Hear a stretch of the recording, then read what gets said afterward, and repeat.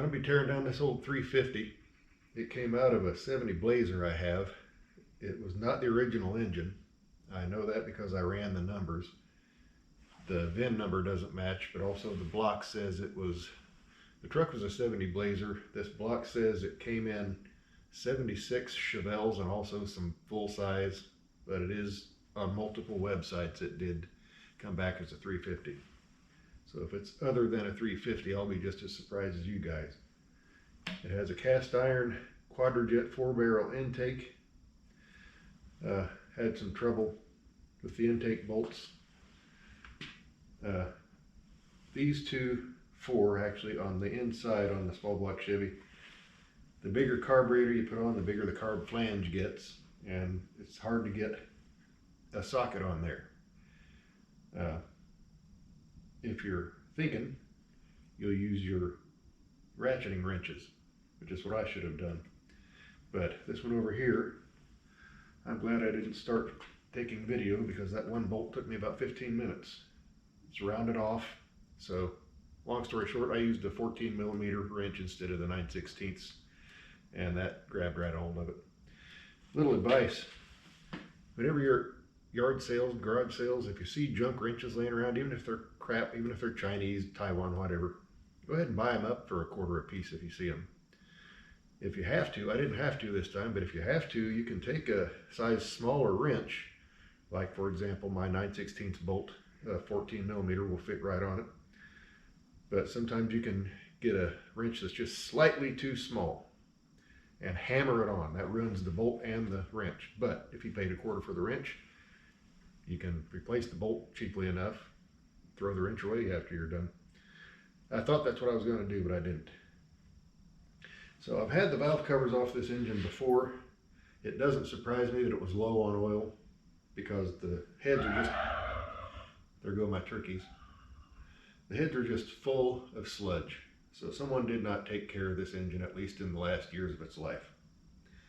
So I'm going to get started tearing this down, and I'll be bringing you along over here handheld wise, and you'll be hearing more of that, especially once I fire up the old impact wrench. So here we are. That was a 1-gallon gas can. I don't know, maybe it was a 5-gallon gas can. I cut it down years ago and I used it to drain oil in. But as you can see, not much oil in it. That's what I drained out of this 350. And there was already some oil in it, so it was pretty much bone dry. And up here is the aforementioned sludge. Now a lot of rust and who knows what all. Dead bugs. Oh, he's alive. How do you get in there? Probably through this hole. So she deserves a complete teardown. Got all the intake manifold bolts out. I left this one in because I usually take pictures of engines and anything I'm taking apart. I like to take pictures of it, because if I need to know something, I can refer to the pictures later. And look at all this. That was on a rocker. But this bolt, this is a longer bolt than the rest of them. There was a bracket here. I took all the brackets off before I picked it up and put it on the engine stand, make it a little lighter.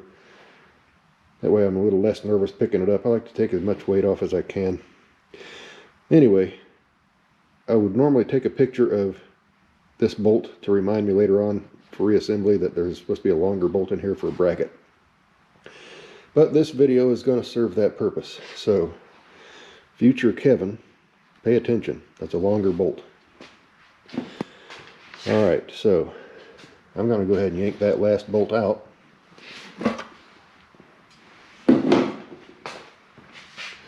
Same story over here. Take that last bolt out, and then I'm going to be probably struggling with all this goop here to get the intake loose. But I'll get it done, and then we'll see what's going on inside there.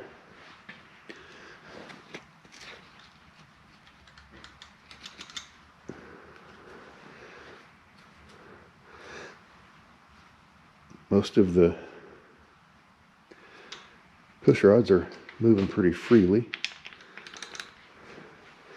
So yeah, let me yank that last bolt out of there and then we'll see what's underneath that intake manifold. Okay, so I did tap on it with the mallet just to see what I was dealing with, and this thing's aluminum and it's seen its better days. I smacked it and a piece of aluminum shot across the shop, but it did come loose.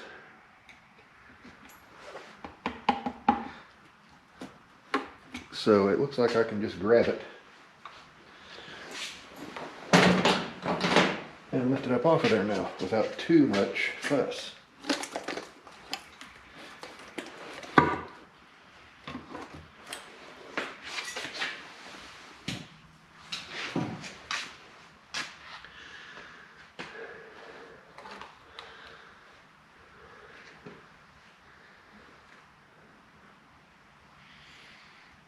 Hard to tell what's going on with these intake gaskets. That's kind of an unusual condition. Maybe I caught that on video. I wonder when it bent, if it came off that way. Surely it did. Alright, I'll get the camera off of here and take you along. I don't know about you guys, but it just looks awfully dry in here. So I'm really looking forward to seeing what the cylinder walls look like. I haven't even pulled the plugs and peeked in yet, but I will be. So let's get started getting these heavy exhaust manifolds off, and then the heads.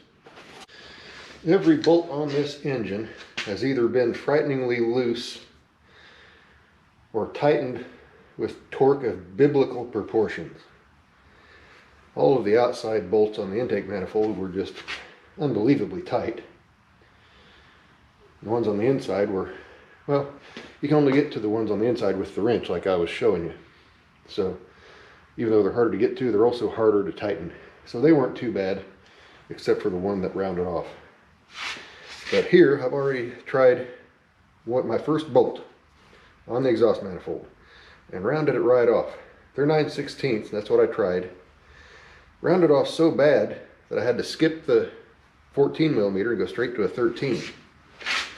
So I'm going to turn the torque down a bit. This thing has 400 or 500 foot-pounds of torque. I'm going to turn it down so that we can just hammer on it for a few seconds before we start trying to move it. Maybe rake it free.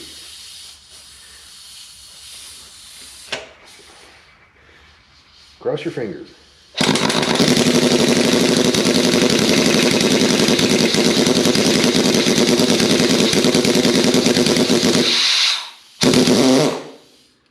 Okay, well, I won't be needing this one, hopefully, for the rest of the time. So I'll go back to my 9/16 and try to baby them.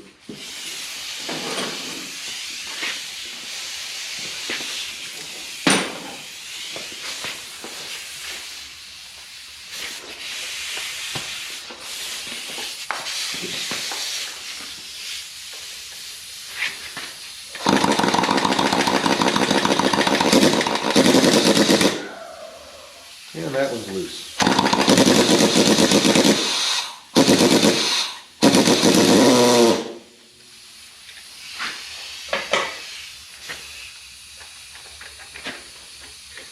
That one doesn't fit at all.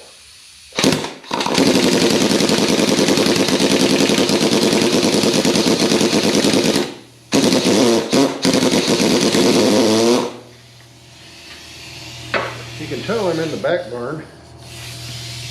In addition, off of the front barn, you can barely hear that compressor kick on. Kind of wish I had put it back here, because I use that area up there more.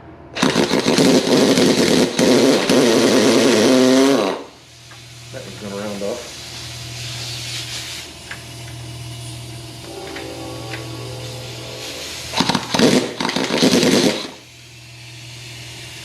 Might have to try my 13mm trick again.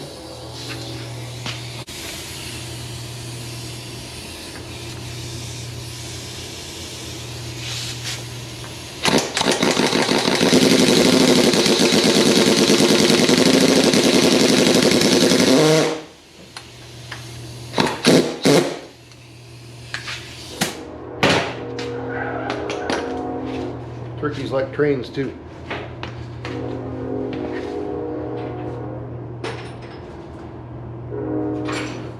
And again, forgot to bring my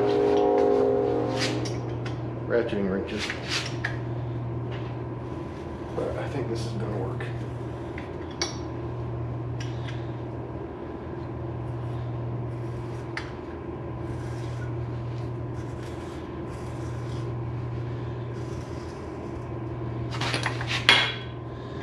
Now these are the old ram's horn style.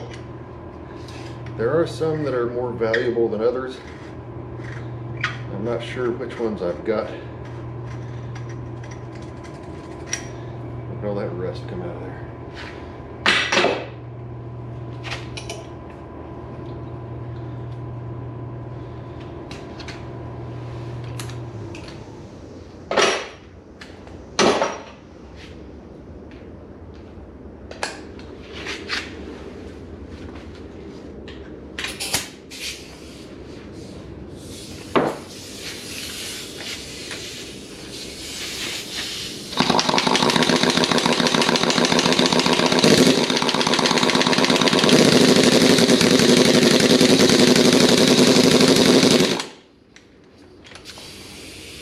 Nope.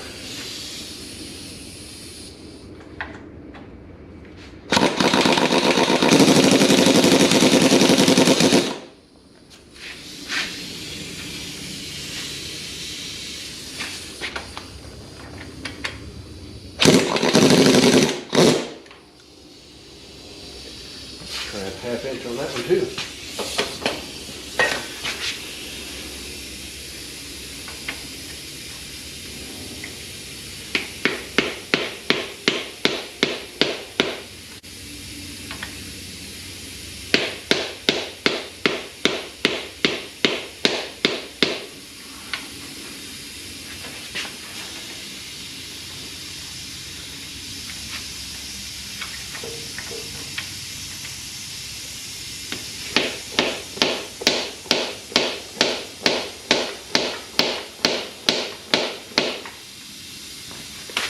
I'm either going to have to get a regular hammer or a different socket.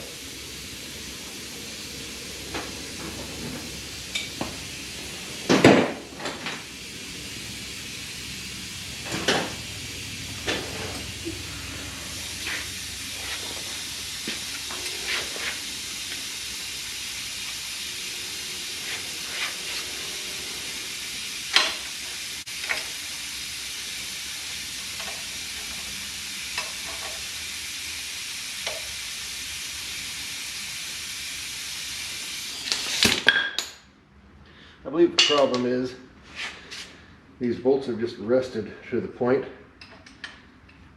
that the heads are no longer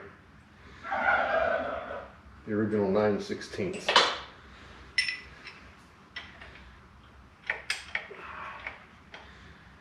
That's just way too sloppy. 76, I'm pretty sure they were still using standard bolts. I could be wrong.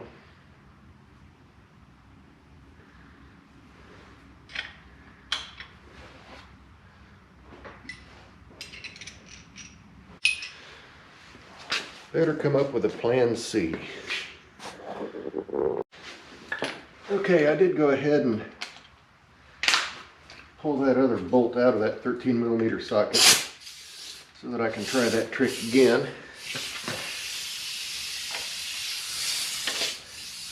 Already got it on there. See what happens now.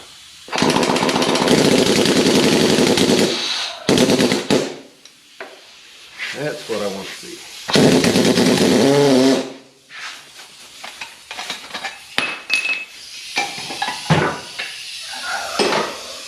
And believe it or not, that's only the first exhaust manifold. Let me see if I can have better luck over here. Let's see how many heads I can round off this time.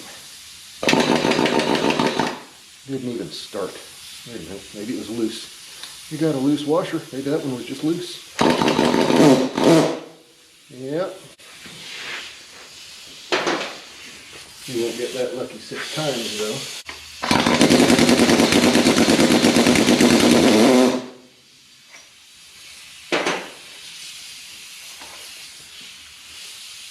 This one has a stud of some kind on it. It's going to be 1/2 inch. We'll leave that one alone for now.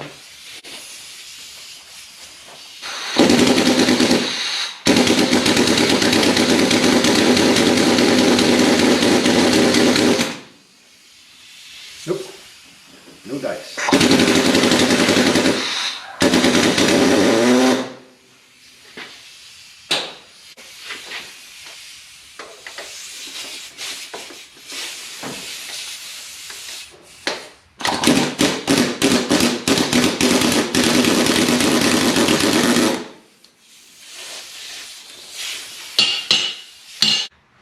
Same 2 bolts.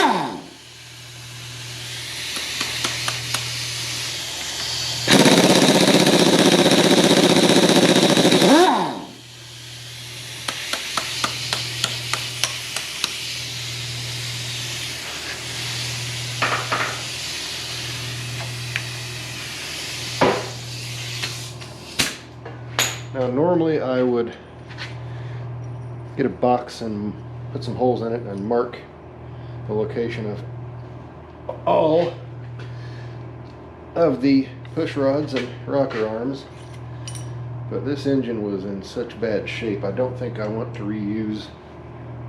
Now I know I don't want to reuse the push rods. I might go ahead and reuse the rocker arms.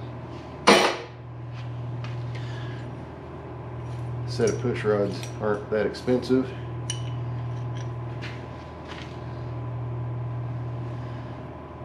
Some of these are not wanting to come out. Shouldn't have any pressure on them. Let me try the old rubber mallet.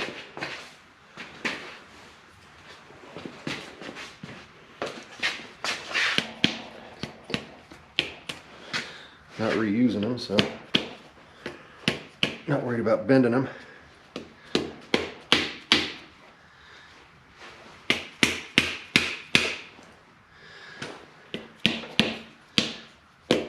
Any of you guys ever seen anything like this?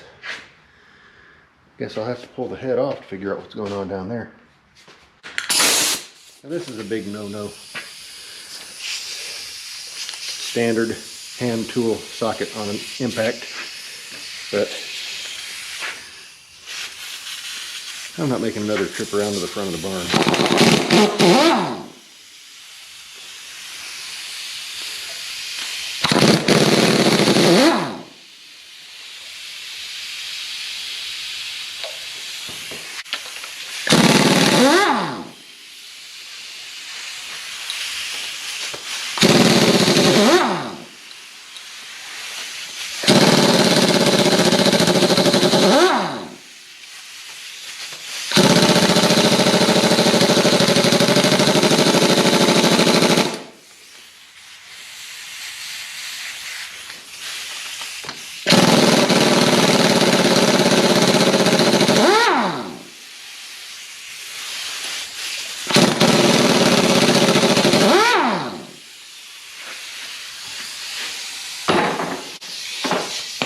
Okay, what have we here?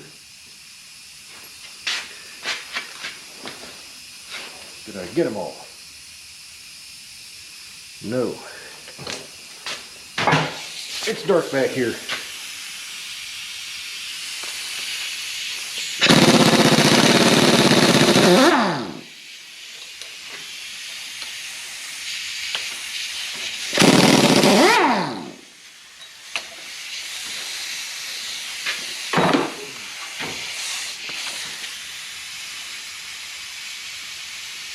I never would have seen that one. I didn't kind of know what I was doing already.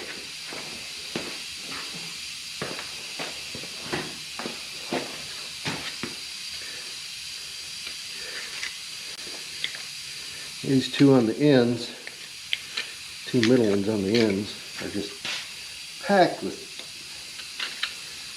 gunk, rust, dried grease. Hope I don't find myself in a situation where I can't use this block. I'm not going to build it for high horsepower or anything. 76 Impala or Chevelle, low compression. It's probably going to work pretty well from a 70 Blazer.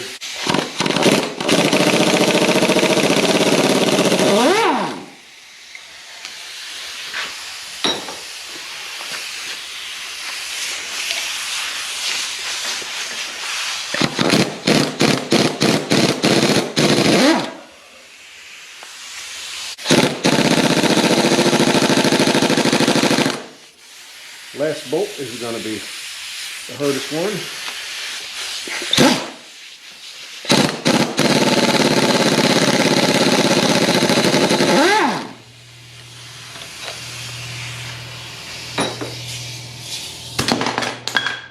I'm sure my battery's about dead, if it's not totally dead already.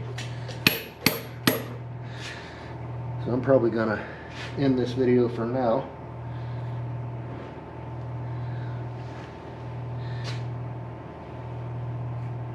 Take the camera in and charge the battery.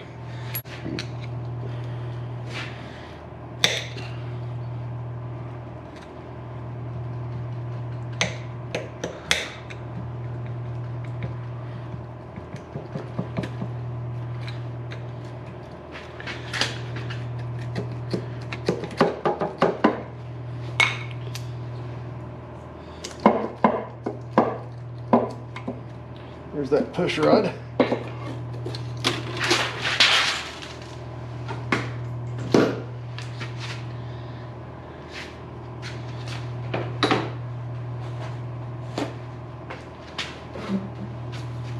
Wonder if you guys are still with me. Apparently so. All right. Let's take a quick gander at the cylinder walls. 7% battery. I'll be shutting you off real quick. All the cross hatching is gone. This block is done. So I'll be rebuilding this very soon. I'm hoping that's the original bore. I'll let you know. 6% battery. I'll see you tomorrow after the battery charges up. So I went online last night, did some research, and I think my suspicions were correct. The exhaust manifold bolts were probably metric, likely 14 millimeter. Supposedly that didn't happen until around 78. This block, the numbers I find show 76, but there could be some overlap, there could be some misinformation online. So it's very possible that this is an original 76 350, maybe 77 or 78, with all the original parts and all the original bolts. The ones I've worked on have had header swaps, and of course you can't use the cast iron exhaust manifold bolts on headers that are too long. So I've had experience with these engines from this vintage, but all the bolts were standard bolts because they would have had aftermarket equipment put on. So it doesn't surprise me that I found a set of 14 millimeter bolts, if that's what's going on. But it's the first time I've encountered it. I didn't expect it in 76. I didn't think it actually started till 85 or 86 when they went to they modified the block a little bit for the one piece rear main seal. But there we are. I probably had some metric bolts for the first time on an early small block Chevy. So let's get this other head off.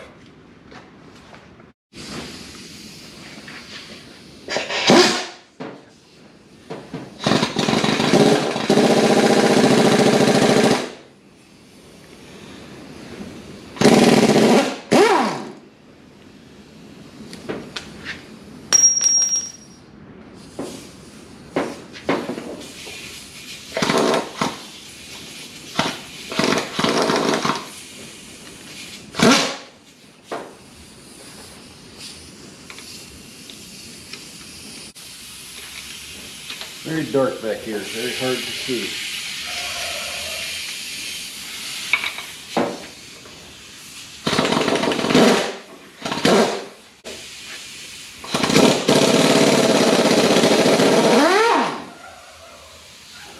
Beginning to wonder about that one.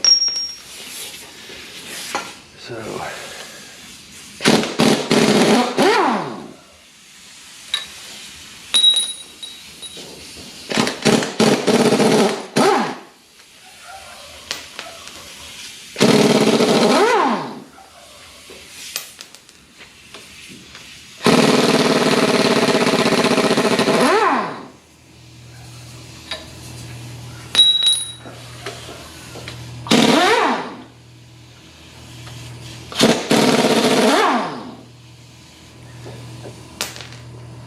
Always work from the outside in.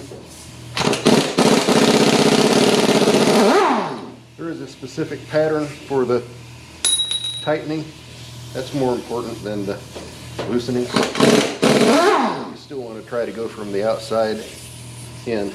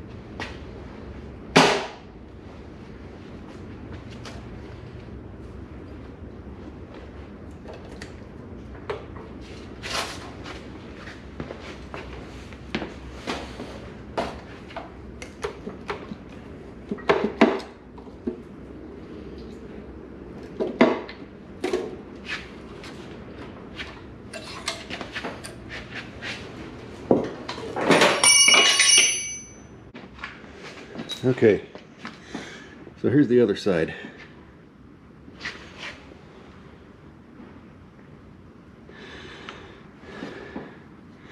There's a ridge. Some cylinders are worse than others. There's a bad one there. Number 3. Number 5 isn't too bad. But I don't see any of the cross hatching. I do see the linear marks down to the other side.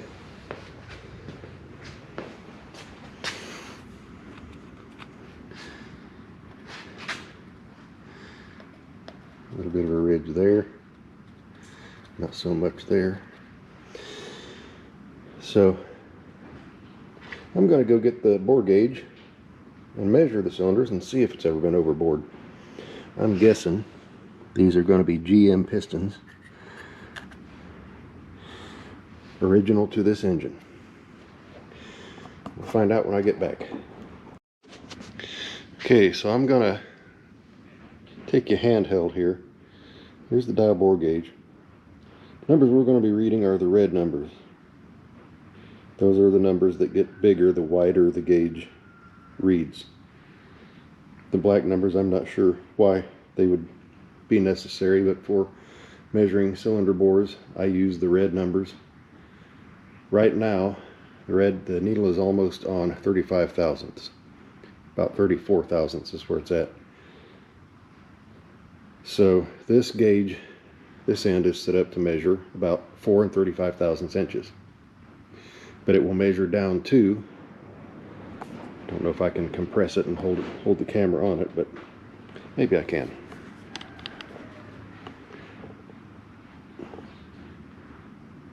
It will measure down to 4 inches exactly. And I think we'll be somewhere between 4, probably below 4 30 thousandths, but over 4 inches. So let's find out. So we're going to take our lowest reading. Remember, we're looking at the red numbers. Get you in here. There you go. And it's stopping just before 0, just above 0. Now I'm not taking measurements all over the cylinder, and I'm not taking every cylinder. I'm just wanting to know what the diameter of the bore is right now, and it's just a hair over 4 inches. It never drops down all the way to 0. When it's perfectly perpendicular in the bore, it'll measure the exact diameter. As you tilt it, it gets wider because your measuring points move farther apart. They're spring loaded. So this looks to be about 4 2 thousandths, 4 3 thousandths. I'm actually surprised the bore is that close, especially down as far as I was measuring.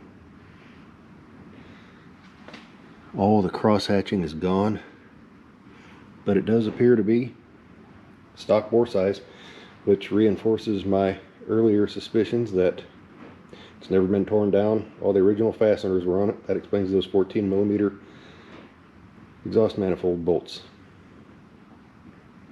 So let's flip it over and see what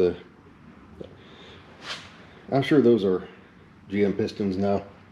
I'll bet it has Cleveite bearings. So let's flip it over, take the main caps off, look at the bearings, look at the crank.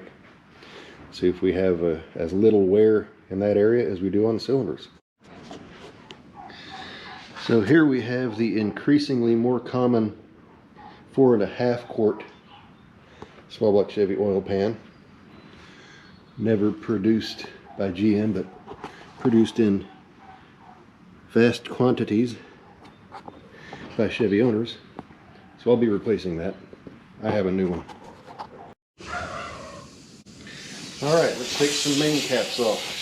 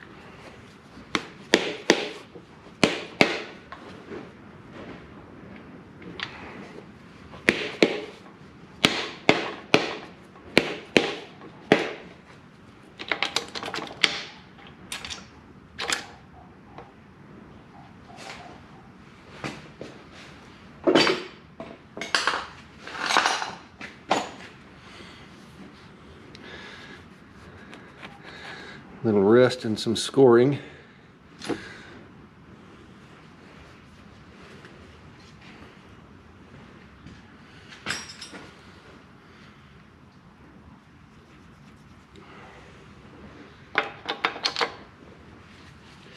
Hoping the crank can be saved. Little scoring on the number 5 main thrust bearing.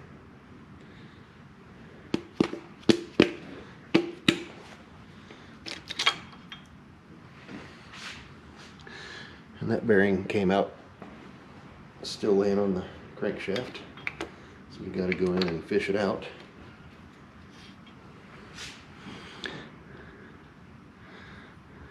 Let's see, do we have cleveite?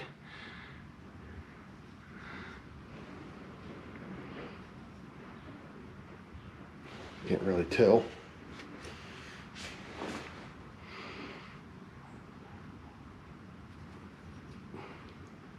See, GMM 390. It's probably an original bearing.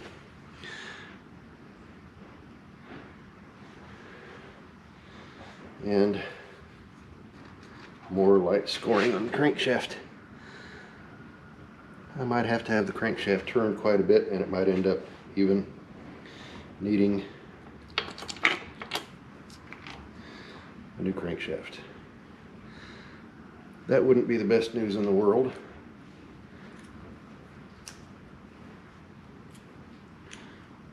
But I'm hoping the block is still salvageable.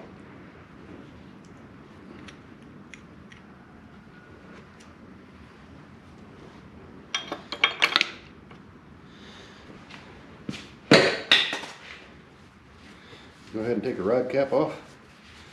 Sure. How about these right here? They're easily visible where the camera's at.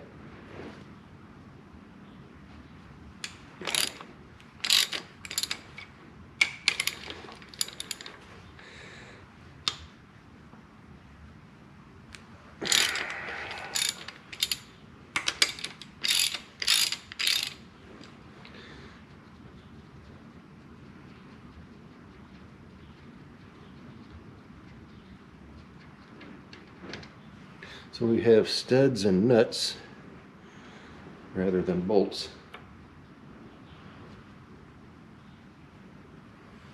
Pretty standard fare for small block Chevy of this vintage. Oh, and if you use your oil pan dent to hold your oil pan bolts while you're taking them out, make sure you move them before you lift the oil pan off, otherwise they'll go everywhere.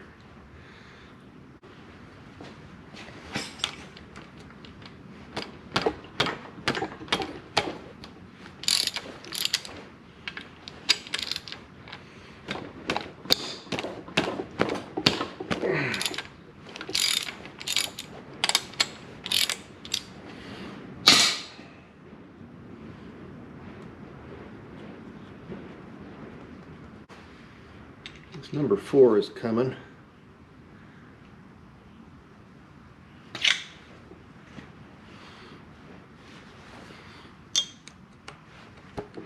I need to get it off to get the number 3 off, apparently.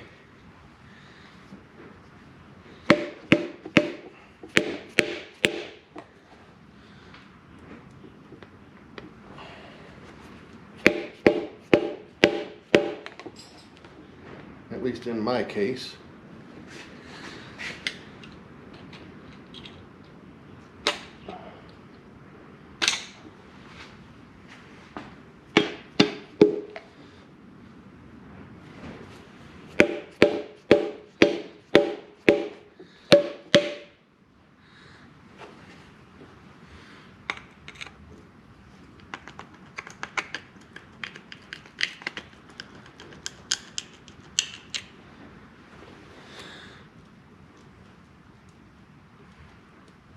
Don't want to really pry with a screwdriver.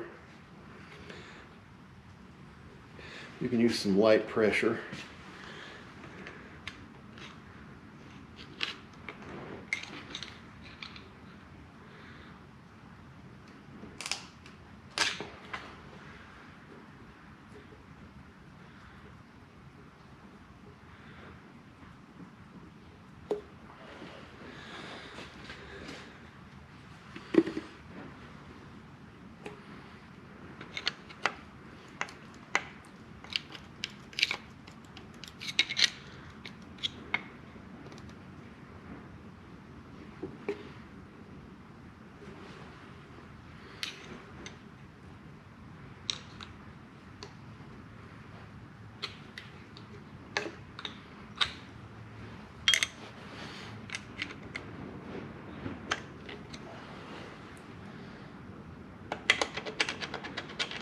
There's the number 4.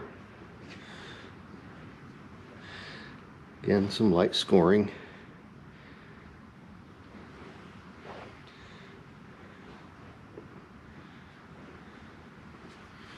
Now maybe I can have room to get the number 3 off.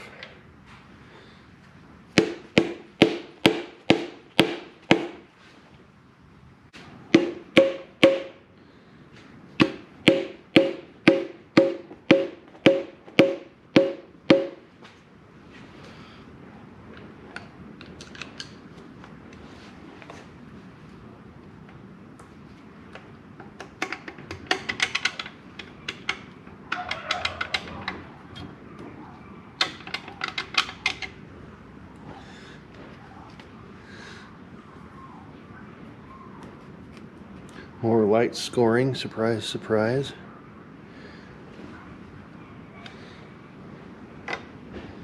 And crankshaft.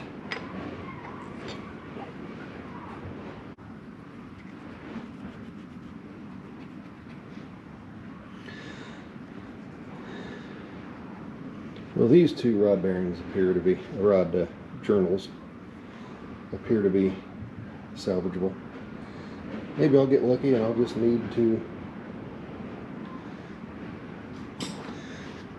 polish this crank. That'd be nice.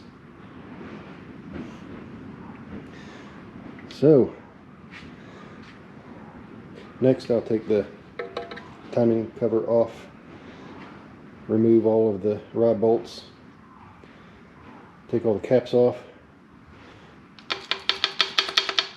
take all the remaining rod caps off and lift the crank out and knock the pistons out, and it'll be a torn down engine. See you next time.